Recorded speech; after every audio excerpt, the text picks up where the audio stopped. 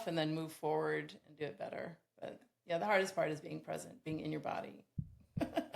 Okay, I love that. Actually, I'm very okay, I'm very centered now. Yes.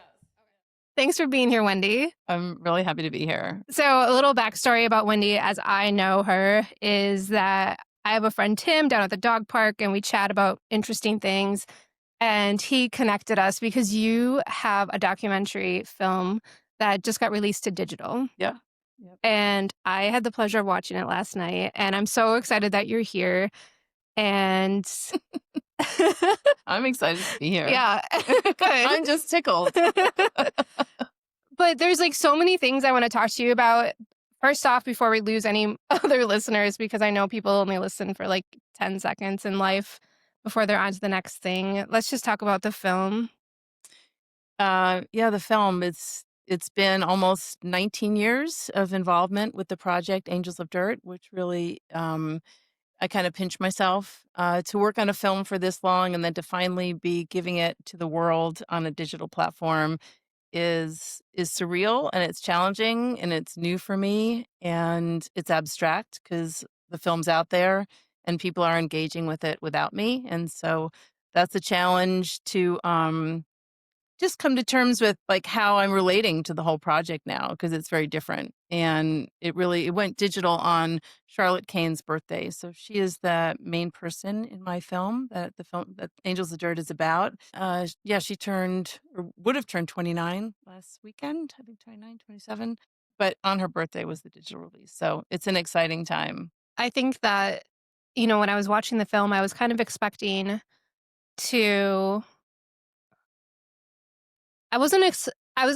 I knew I had to watch it, right? So it felt like homework before you came in. Sure. And I'm just going to start with that. Mm-hmm. I was not expecting to be so engaged in it from start to finish, and that artistry of telling a story visually, Yeah. Thank you. Thank you. Yeah. I mean, thank you for sharing your gift with the world, because Yeah. I'm sure that's exhausting. I was like, am I either going to cry or am I going to laugh right now? But the emotional component is, it's always there in various forms. When you make a film so intimately connected to someone's life, but then the film is also about the lives of other people and a sport and a community and the emotional, sort of makeup of that community in very personal ways because of the nature of the film. It's just been a ride. It's always a ride. And I literally been on it for literally, it's always a ride. I've been on the ride for so long, and I've grown and changed, and things are different now than they were when I started the film considerably. I mean, not only because it's been a long time, but I started one film with one approach, which was very broad, which was to shoot young girls racing motorcycles, because I found that there was something I related to it because, of course, I'm female. I'm a girl, and I rode bikes in high school. I'm not a racer. I'm not competitive. But I think that, I didn't know what kind of film I wanted to make. So I would interview many girls and just ask them very superficial questions about what it was like. And then when I did that for a number of years, getting to know individuals like Charlotte Kainz very well, getting to know her family, her friends, making connections that began to influence what I was able to, or how I was able to think about the project. And that was really beautiful. And then a turn of events took me out of the film in 2008. And then when I went back to it, it was under very different circumstances. So I had to combine my initial intention with Angels of Dirt with reality. And then, how was I then going to merge the intention from so long ago with the intention still that was new, and I had to figure that out. Yeah. It's like a life lesson almost. Yeah. I mean, we're talking documentaries, but we're really talking about life and how do we incorporate all the pieces and put pieces back together after they've fallen apart. Yeah. And you just get to do it visually. In private, and kind of in private, I have to figure out how is this going to make sense And how can I wrote the soundtrack for the film. How can I sonically support this emotionally? And how can, you know, the quilt or the pieces of the quilt that make up the story that includes so many people and so many dimensions, but the blanket is Charlotte, Mhm. in the end. So it was always challenging. It's still with the film, being out there now and releasing it myself, those challenges are now different. They're a bit more like industry challenges. How do you get this film to people and how do you make a case for it? And that's not my strong suit, but it is my muscle, right? It's not necessarily what I want to do, but if I don't do it, nobody's going to. So it's humbling and you have to, as anyone who has an independent or entrepreneurial spirit that needs to make a case for their work, but I'm making a case for the film and the story, which is my work, so it's a little bit different. It is and it's not, like, there's something about being an artist Mhm, and an entrepreneur that is very challenging because our work is so intimate to who we are. mhm, And then also, but we live in this like fast paced world and then we have to hustle, we have to grind, we have to, yeah. and uh, it can be heartbreaking sometimes. It really can be heartbreaking. Yeah. You're so right. It does, you reach your limit at different times for different reasons. And you learn after you keep picking yourself up that this too shall pass. Like, I will get back on this horse or this bike, or, I'm just going to regain my strength to hold the reins and move forward. And with Angels of Dirt, there's been so much learning. When it premiered at the Wisconsin Film Festival in April of 2024, you know, the big question was when can people see it? And I thought, "Oh, I need to get somebody who can help me make a deal, and then it'll be out there."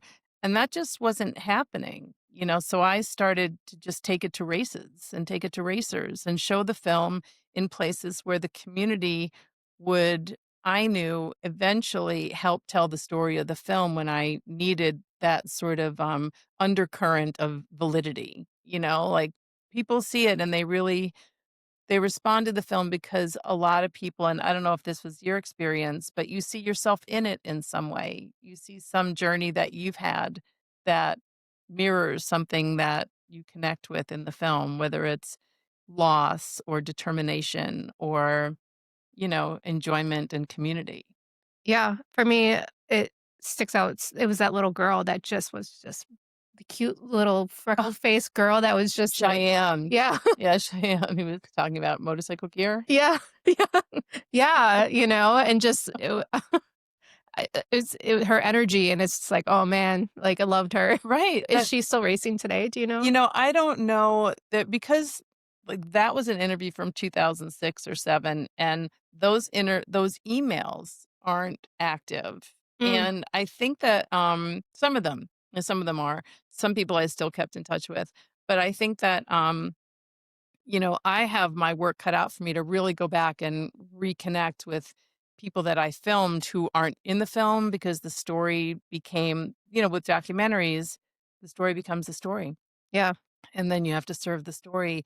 And but I still feel like with Cheyenne and other young girls and teens that were in the film earlier, that like the Angels of Dirt YouTube channel might be a really nice platform to just have these interviews that I did that bring those experiences to people who, or share those experiences with people now. So yeah. I love yeah, that. yeah, Cheyenne is, I mean, she's just one of many. There's some Yeah, really, the young girls that I met, were really back then, there was something about, like, how they connected with motorcycle racing that I just found, and I would still find absolutely extraordinary because it's really not, it goes against the grain of what we think sports are for women. Not so much anymore. I think, like, there is, you know, like we are a market now, right? Women in sports. yes. But before that, underneath or outside or separate from the market. There are these young girls and how they connect with a sport is really interesting to me. It's not different, better, or special. I mean, it's special because I think so, but yeah, Cheyenne was that perfect um, example of just this Firecracker. Firecracker firecracker. little girl. Yeah, yeah, and she went on and on. That was just part of that interview, so much more. There was more gear spoken about, but, um, with that, I mean, it's interesting with Angels of Dirt because, you know, I had to, make a decision to really explore Charlotte and Charlotte's relationship to the sport. When you do a film, if you dilute the focus of, the person so much so that, there's not really a journey that anyone's paying attention to, it's characters. I certainly could have made a film that was more like the characters that race motorcycles, the female characters, but it didn't evolve like that. There was something even, back in 2006, 7, and 8, very compelling about Charlotte to me and to all of us in very different ways. She had a community of people that were very inspired by her and that was reciprocal. She was very inspired by them. Can you tell my audience a little bit about how you came to know Charlotte and how this kind of documentary came to be? Yeah, we talked about that. Yeah, as Just to land, right. yep. Yeah, so I'm based in Madison right now, and when you drive to Milwaukee on I-94 on the right-hand side, when you're driving east, you see this racetrack. And I would see it on weekends, full of people, RVs, and, if there was motocross races going on, there were bikes flying in the air. If there were flat track races, there were, racers going around in an oval. So what I learned after I figured out how to get there, because once you saw the races, you were past the exit. So it was never really evident to the driver, like, if you want to explore this, like, get off here, but you had to get off before Aztalan if you want to reach Aztalan. Does that make sense? Yeah, I mean, Yeah. I know in I'm not a biker, but I always Right. was like, I wonder what that place is. And that's like my Yes. creative brain was like, oh, I wonder Yes. what's there. So And that's I what you had That's done what I too. did, exactly. Like, "What's going on there? Yeah, Can I join? Can I go?" yeah. Like, "Are they gonna let me in?" Like, that's what you wonder when you pass Aztalan. That's what I wondered anyway. Or just in general. Like Yeah, how like, many "What's times have you happening?" driven past someplace you're like, oh, I don't know if they'll like Right. me there or whatever. Exactly what I thought, and of course, I was just, ignored. Like, I just showed up and with a friend, we went to see races on and off for a couple of years, and I wasn't connected to anyone there. I didn't realize that flat track, which is oval racing on a dirt track, is different from motocross. But at Aztalan, it's a member-owned track, and it's a club, and there are motocross racers and there are flat track racers, and they hold different events, but they're all under the banner of District 16 events, and District 16 is part of the AMA, kind of map of all the race groupings in the country. There might be District 23, District 18. So Wisconsin, or this area of Wisconsin, is District 16. So, I decided to go out with a camera. I had a camera at the time from doing a film, and I just drove out there one weekend. It was a flat track weekend, and I think that I was stopped and waiting for a train to pass. So I got out of my car, and this guy was on a motorcycle, and I said, "Oh, you're going to Aztalan?" He said, "Yeah." And I said, "I'm going to film some girls racing. I've never done this before." And he said, "Oh, you got to meet Charlotte Kainz." And that was it. And that person was Dave Kilkenny, who's in the film a number of times. He was a very good friend of Charlotte's, a mentor and a Was he number 35? yeah, yeah, Dave's number 35. So that's how it all started. I showed up, I asked her parents if it was okay that I filmed her, and she's the first interview on tape number 1, Charlotte. It looks like shit, it's a terrible looking interview, and I was awkward, she was awkward, and the rest is history. So it was really pivotal, and I just wanted to go back. Everyone was so nice and welcoming. I don't it wasn't like they met me with cookies at the gate, it wasn't that kind of welcoming, but people were just okay with me being there. And it was very no frills and easygoing, and the people were nice and always helpful if I had questions. And, I just had found a place to be awkward and confused about a subject. And I felt like I could keep going back to figure that out. Yeah, I mean, Yeah. she became your muse of some sort. Yeah. Um, it's so interesting that she was the one right from the start Mhm. that you were interviewing because she's made such an impact on the sports, Yeah. you Yeah. know? And it's interesting to see that I mean, I don't see it nearly as much as other people do, but I meet I've been showing the film, for a year and a half. I meet people all over the country and in Europe that either heard about it or were connected to, Charlotte's story. And so I think that there's something really interesting about that. I see it on social media when people comment. Um, I think that what back then when I was, first engaging with her and her family, I just noticed this like really sweet, polite, um, young person who was always friendly, was funny when I started to get to know her. Like she had a really great, she was like a trickster, kind of funny. She's a smart, like a young, funny Sassy, kid. Yeah. kinda. Not really sassy No? because Charlotte was so quiet, but different people have different stories about how, their relationship was with her. I was this filmmaker who, admittedly, it was just really awkward, around, um, I think I felt awkward around racers because I'm not a racer. And so I was always anticipating that I would say something that was wrong or I didn't want to sound like I knew what I was talking about when I didn't. So, you have to push through all that as a filmmaker. You get what you get, but hopefully some of what I brought to interviews, you know, like, brought out something in the interviewee and yeah, fingers crossed because it's all in the movie. Yeah.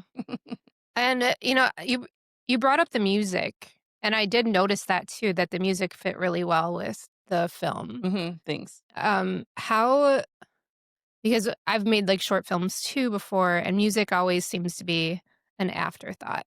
Mhm. Was it an afterthought, or were you actively, like, thinking about the music as you were creating the documentary? Um, well, I think, I probably started diving into music in 2020, was when I started to feel like, all right, I have enough sections of these, the film, I produced it in 5 chapters and each chapter has like 4 or 5 sections.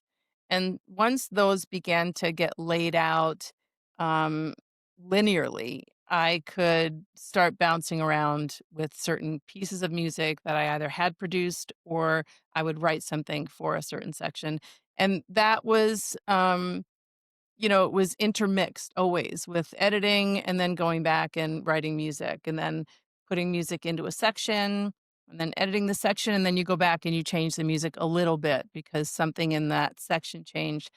It just integral to the process of getting something that fit well. And I guess So when you said intense. produce, I didn't realize that you actually made the music too. Yeah. I mean, Just on a whole 'nother well, that I mean, that could be maybe. I its mean, I own don't know. My podcast. background is audio. I was making records and in a band for many, many years. That was what I did in Madison was I made records for bands and I was in a band and we played shows.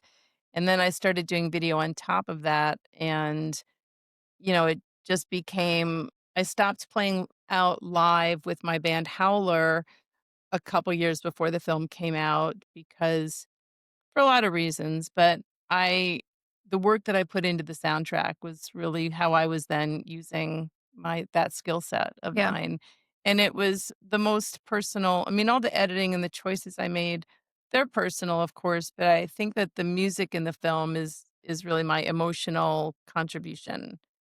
That was like, I wanted to get it right. I think for the most part, like, when I listen to the film, I feel like, all right, those choices were really like, those worked out, like, those cuts. Although one, I had to change one of, say maybe 3 weeks ago, I changed a cut of music because I just seeing the film in Europe and also in the US, I just kept wanting that cut to be different, and I dreaded having to go back into the film Mhm. and change it, but I'm glad that I did. I'm excited about it. And so I'm putting the soundtrack up on Bandcamp pretty soon. Okay, cool. Yeah, so, people who enjoy the music can listen to it. Yeah, I love that. So you have to give me the link for that Mhm. as well. Now, so we've kind of just talked about the documentary. We're getting into the creative process a little bit and into the nuts and bolts of who Wendy is inside of her brain. I'll start crying. Crying or screaming. I mean, we're yeah. Yeah. We can. Is this a safe place to do either? Like This I is a just safe kind of place in front of snorted your and audience. boogers came out of my nose. Like we're all good here. Um, Looking for Kleenex. I don't have any right. Yeah, okay. That's the one thing I'm missing. Have to use our shirts if we This go. one's been done Um, before. so let's just talk real quick. No, it doesn't have to be quick, but your family. So where did your, creative influence come from? My mother was, I grew up in New Jersey, Teaneck, New Jersey. Okay. Born in New York, grew up in Teaneck. Where is Teaneck compared to, like, Manhattan? It's right over the George Washington Bridge. So if you go up to into Harlem, 178th Street, there's the George Washington Bridge. It goes right over to Fort Lee, and then, I think then there's Tenafly and then Teaneck. Okay, So if we wanted to buy pot when we were in high school, we would just drive over the bridge and buy it and then come back. And, okay. so it was very close, Yeah. very close. It's funny that I would even say that. But, the, I grew up in New Jersey. My mom was a musician and an actor and, commercial model. Her hands were actually in a lot of commercials in the '70s. Um, my, grandparents were both musicians. I So that's where I get the music part of me, and I think that seeing what my mom did as a commercial actor when I was growing up, I just felt like, "Oh, I'm gonna just start working in New York when I'm ready, and I'm just gonna, do production," and that's what I did. So when I graduated high school, I went to New York. I did multimedia production, for 8 years, and, that was mostly media, like slides and video back then in the '80s.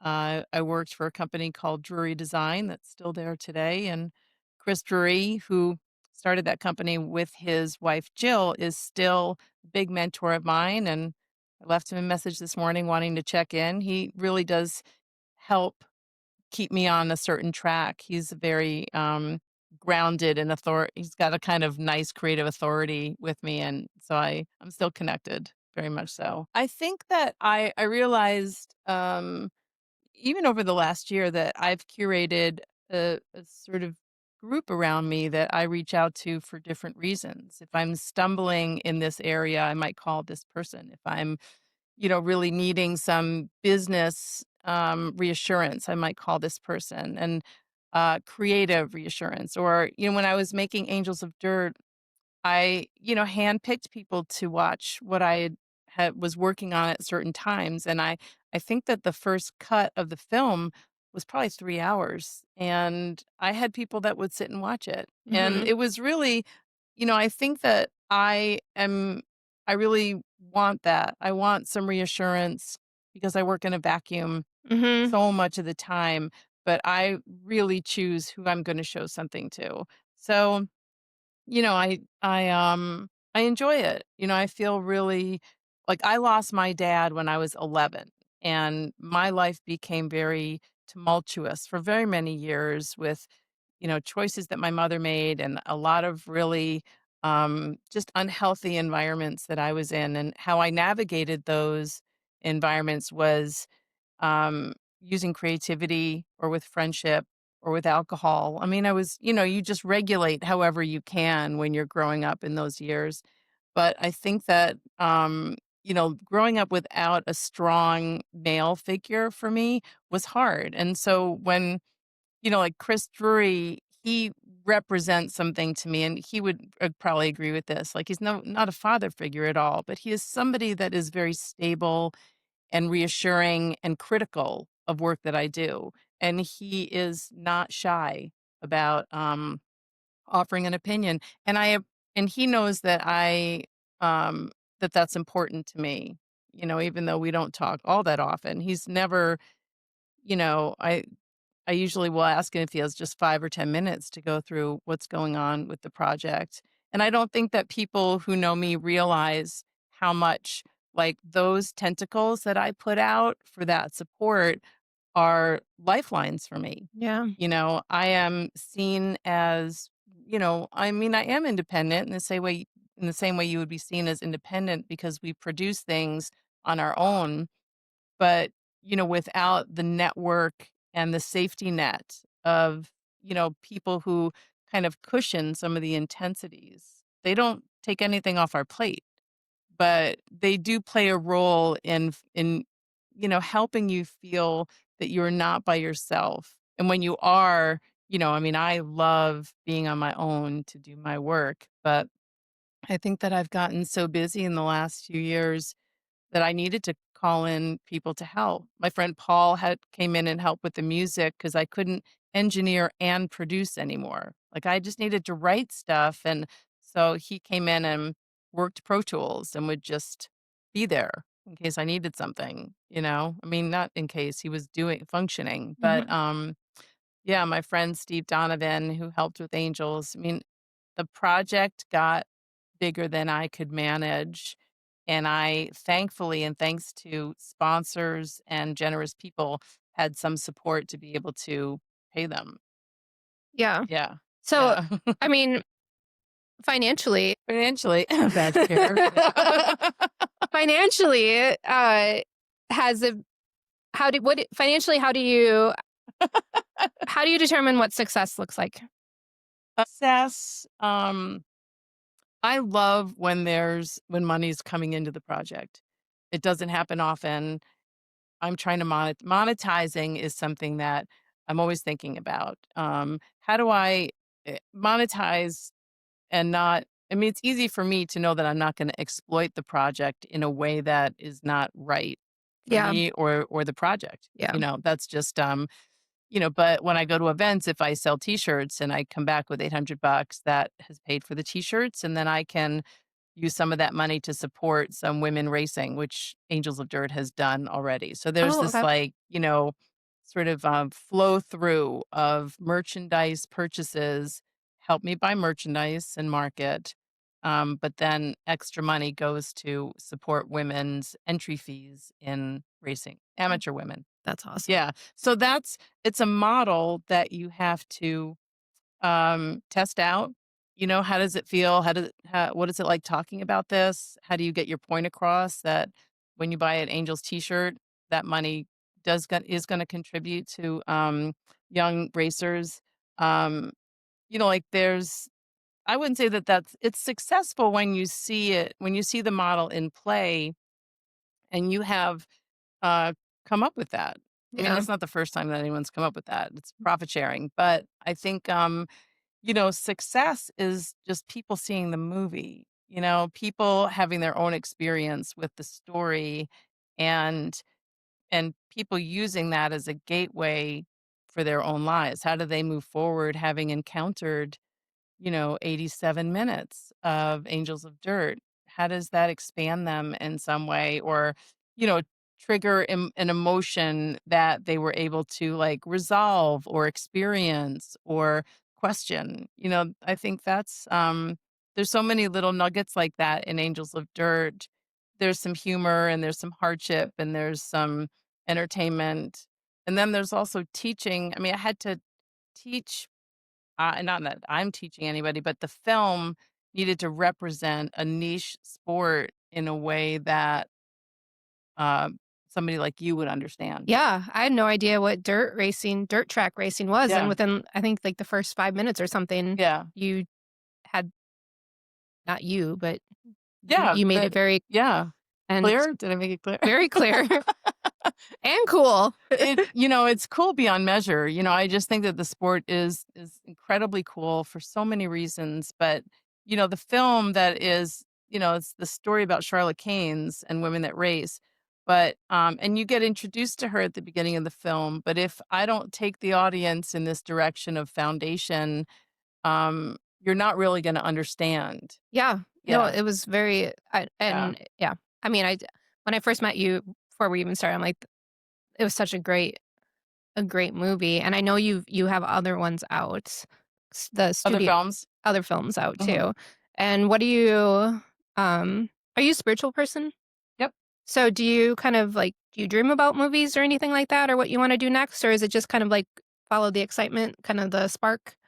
I think now because there's a project that is, I'll know in the next couple days if I'm moving forward with it, and I wanna do this project very much so. I made a pitch to do this project, and it's overwhelming that I would just go right into this project, but I feel like something is taking over.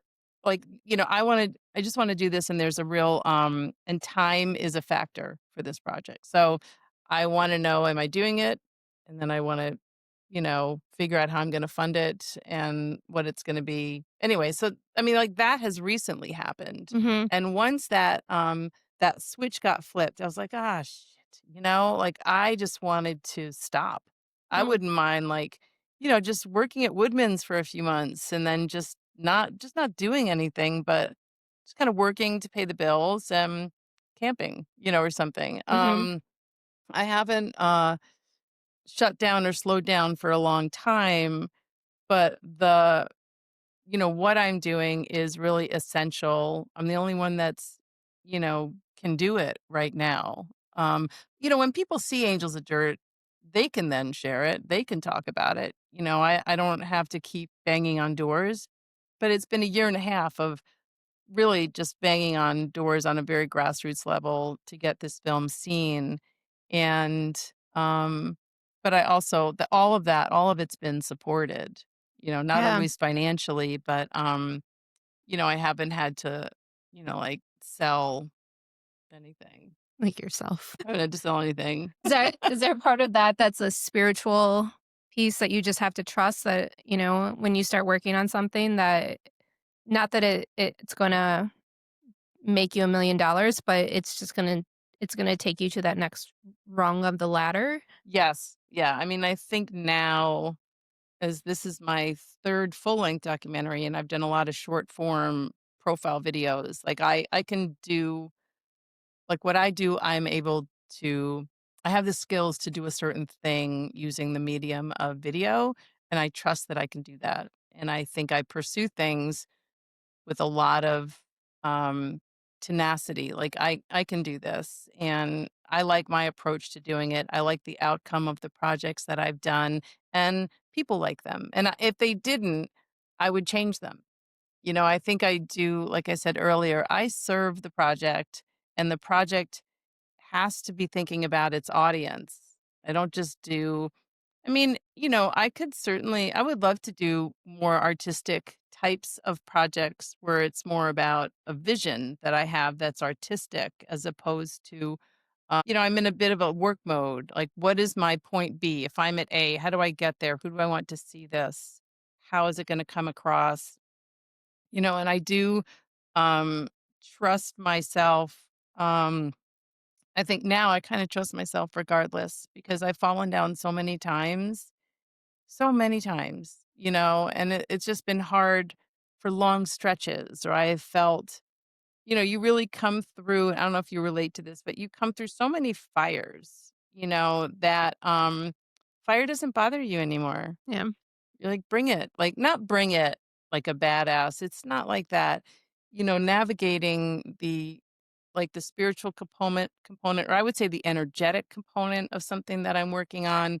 I think that my process and the people who are around me in my circle have helped me grow into, like, not, I wouldn't say it's confidence, but I can call it that.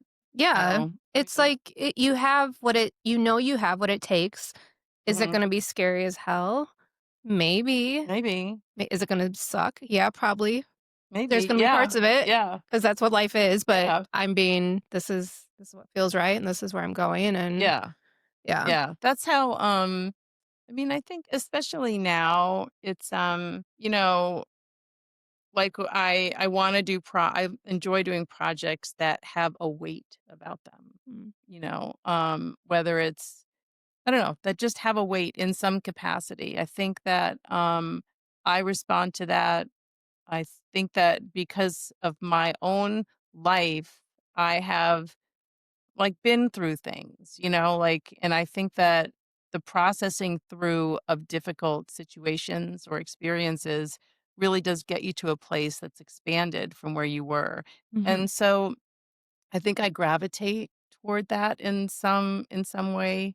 Um, like the gravity of experience is important for me to help harness and like share if I can, or people's experience, so that I'm more of like a vehicle to help something else get out there because I Yeah, can do that. like a not a bystander, but almost, Yeah, like you're just like, yeah, "Oh, I just saw this thing and now I'm gonna share that yeah, now you're talking about this thing, so I'm gonna share this yeah. with you." And with Smart Studios, that film, I did that with Angels, my first film on, self-injury with teens. I Mm, think that, I am, it's important for filmmakers to get out of the way. yeah, And with Angels of Dirt, I was able to be in that film as pieces of music. Like, that was how I was going to help and support the narrative. Um but, with the other films, like, none of them are narrated. I thought about yeah. narrating I was surprised yeah, that there wasn't any, yeah, that it was like you weren't like it was all you in a, like a spirit yeah, energetic form, but like, you yeah. know That was hard. I mean, I think for a while I was going to not I think, but I was going to uh, have narration for Angels of Dirt, and I had met with my friend Kat Capolero about maybe writing these pieces that would help with the story. And I think I was gonna ask like Chrissy Hine from The Pretenders to narrate it. very cool. Um, I wanted to have like, you know, real like weighted voice but then as I edited, I think I organically just edited out my own voice, or that voice of not my voice literally, but yeah, like somebody else dictating what was going on, which made it harder because certain things needed to be explained by subjects. The subject needed to bring you through everything. Um, and I think that I know that I approach films this way now. So when I need to get something, I will, question around that with a subject and try and get them to get me where I want to go because ultimately, they're going to help us figure it out. Yeah. Yeah. Um, Yeah.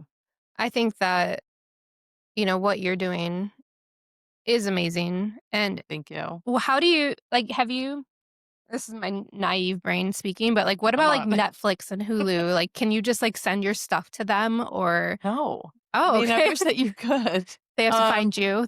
They come to I you. don't think, what I chose to do, like I gave like a couple of people, are industry people that I gave the film to.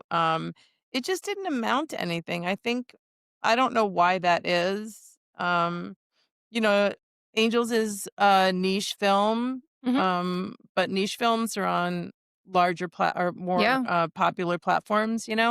So I think what I decided to do was put it up on Eventive, which is it is a platform, it's a streaming platform, you can rent it, anyone can, it's like Netflix, you just make a little account, put your email in, and then you rent it, and you have a certain amount of time to watch it. Um, I it's a good platform because it's got really good encryption, and I'm able to kinda navigate like, if I needed to change the film for whatever reason, I could just switch out Okay. film. It's me working directly with the folks that own Eventive, and they, I think, became really big when COVID was upon us and, film festivals needed to find a secure place to host films. And so that's what they did. They're like a platform for film festivals, but they're gonna allow me to do things like screenings with a Q&A, like I can do an event on Eventive and have more people involved in a Angels of Dirt screening. People can rent it.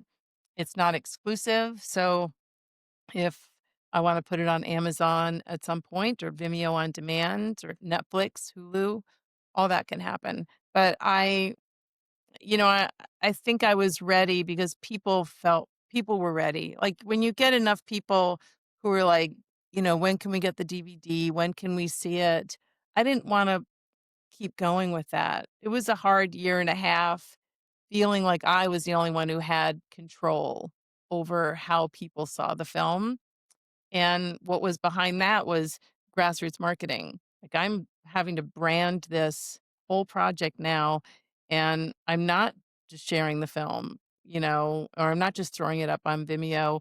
I'm I'm trying to do this strategically so that there's a better outcome for the project. Yeah, and, So, like, weren't you in Europe I went to Europe for 3 weeks. Yep. to promote the movie Yep, and promote. I showed it in, 6 times in Europe, starting out at the Lisbon Motorcycle Film Festival, which was unbelievable. They flew me there and put me up, and they were extraordinarily, wonderful people, and they just welcomed the film in and showed it opening night. I mean, it was, you know yeah, Portuguese subtitles. It was really cool. that's awesome. Yeah, so I, have used certain, outcomes, with the film to just move to the next rung on the ladder. All right, I'm gonna be in Portugal, and then I had friends who welcomed me into, London to show it there, and then, it just sort of took me around, Yeah, exhausted me. I think it's amazing, though. Yeah, you should have come, I needed help. I would have loved to. Next time, call me. Now we know each other. We didn't know each other then. You It were was, just a dog park right, a conversation. dog park conversation. I like that too. But I think, when I came back from Europe and, independent filmmakers might relate to this, but I was just really tired. It was a lot of, exerting. I had to raise money. I had hired a PR company that was for shit. It Ugh. was just, it was hard. And I remember my friend who was a retired vet saying, Ann Plata, she said, give yourself a month for your cortisol levels to stabilize after you go through something like this. And, I'm not like looking for sympathy. Mhm. I chose every step of that journey.